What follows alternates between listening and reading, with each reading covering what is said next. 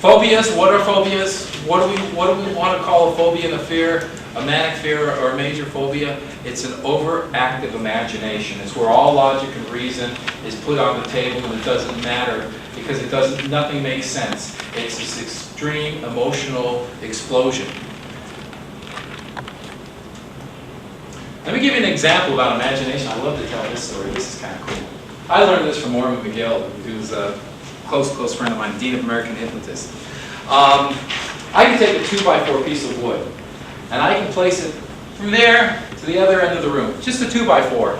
I can ask any of you to walk across that 2x4 piece of wood. And you know what? You'd be able to walk across it from one side to another easily. No problem. Your body would be in complete control. You can almost dance across it. I can take that same piece of wood and I can put it between two buildings or between two houses, or I can put it up between two 40-foot ladders. Same piece of wood that you just walked across easily. And I can say, now I'd like you to walk across that piece of wood. What's going to happen? You're going to look at it. The imagination is going to bring up the emotion of falling. I can't do it. I'm going to fall. All of a sudden, you'll feel the adrenaline pumping in your body. Your heart will start beating fast. You'll start shaking. You'll start losing your balance because your imagination, it will convince you that if I step 1 foot on that piece of wood, I'm going to fall into the abyss. I'm going to disappear. But yet when it was on the ground, I was able to walk across it perfectly. When your imagination is in direct conflict with your logic and reason, the imagination prevails. Isn't that interesting, though? Think about that. How can I do it here, but I can't do it there? Because the imagination creates the idea of fall. That's a primitive. Well, it could go into the primitive area, actually. Actually, it could go into the paralimbic region. Okay, I want to talk about the hypothalamus a little bit.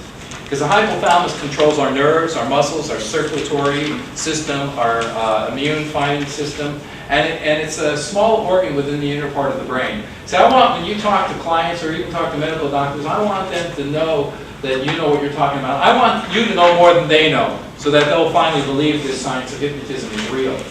It was real by all the doctors in the 1700s and 1800s. Only because Sigmund Freud was a lousy hypnotist is the reason hypnosis was denounced for his psychotherapy procedures. He studied under Charcot, one of the greatest hypnotists of the 1800s. Charcot had the Sepetrary Hospital and Clinic, and he was competing against Bernheim and Lebel with the Nancy School of Hypnosis in France. Two different methods.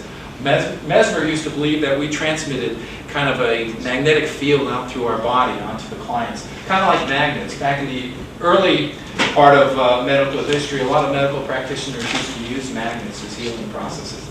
We find that even in our current age, magnets can be a pretty big sensation. So Mesmer thought that the magnets helped induce trance. Then he found out that he didn't need to use the magnets at himself. He was like the human magnet. That's what animal magnetism means. It's living energy within the animal, the human being.